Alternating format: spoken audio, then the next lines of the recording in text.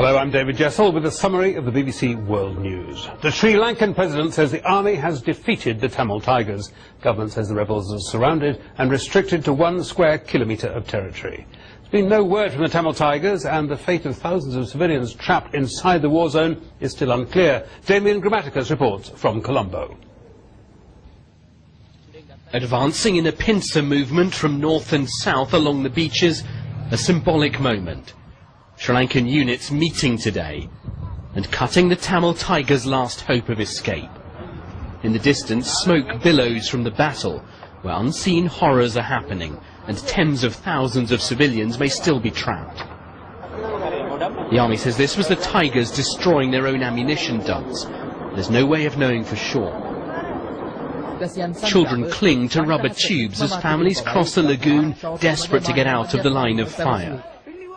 25,000, many of them wounded and starving, have escaped in the past 3 days. And still they have to run for cover as the battle rages on.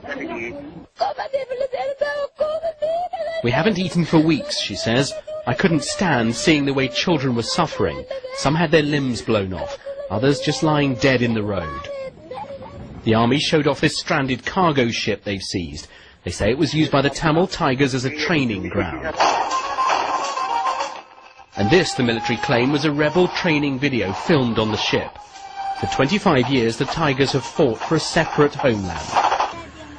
The army says these are captured Tiger fighters. There's no way of being sure, since independent journalists are barred from the conflict zone.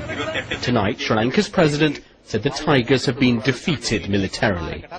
Here in Colombo, there's a sense this is the last decisive act in a quarter-century-long war.